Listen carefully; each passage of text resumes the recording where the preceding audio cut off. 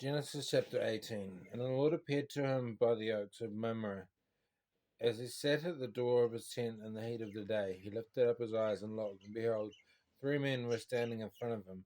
When he saw them, he ran from the tent door to meet them and bowed himself to the earth and said, O Lord, if I have found favor in your sight, do not pass by your servant. Let a little water be brought, and wash your feet, and rest yourselves under the tree, while I bring a morsel of bread that you may refresh yourselves, and after that you may pass on, since you have come to a servant. So they said, Do as you have said. And Abraham went quickly into the tent to Sarah and said, Quick, 3 seahs of fine flour, knead it and make cakes. And Abraham ran to the herd and took a calf, tender and good, and gave it to a young man who prepared it quickly. Then he took curds and milk and the calf that he had prepared, and set it before them. And he stood by them under the tree while they ate. They said to him, Where is Sarah your wife? And he said, She is in the tent. The Lord said, I will surely return to you about this time next year, and Sarah your wife shall have a son. And Sarah was listening at the tent door behind him. Now Abraham and Sarah were old, advanced in years. The way of the woman had ceased to be with Sarah. So Sarah laughed to herself, saying, After I am worn out, and my Lord is old, shall I have pleasure?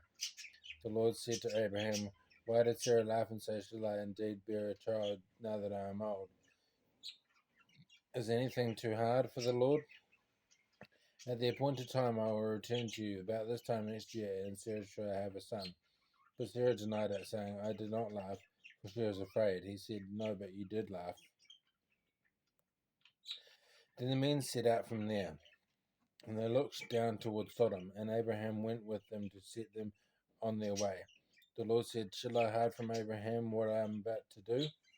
Seeing that Abraham shall surely become a great and mighty nation, and all the nations of the earth shall be blessed in him. For I have chosen him, that he may command his children and his household after him to keep the way of the Lord by doing righteousness and justice, so that the Lord may bring to Abraham what he has promised. Then the Lord said, Because the outcry against Sodom and Gomorrah is great and their sin is very grave, I will go down to see whether they have done altogether according to the outcry that has come to me, and if not, I will know. Abraham intercedes for Sodom. So the men turned from there and went toward Sodom, but Abraham still stood before the Lord. Then Abraham drew near and said, Will you indeed sweep away the righteous with the wicked?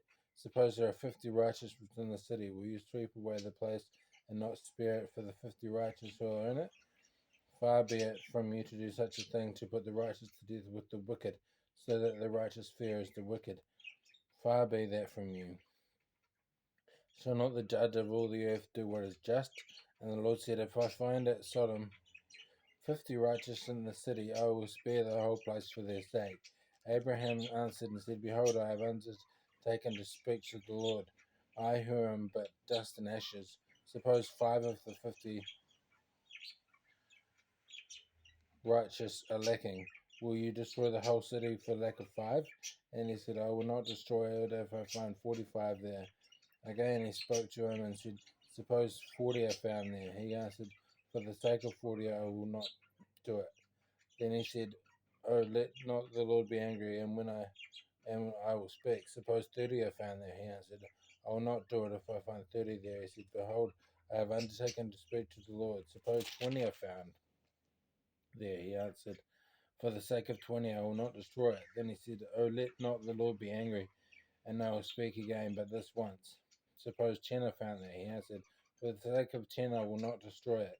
And the Lord went his way when he had finished speaking to Abraham, and Abraham returned to his place.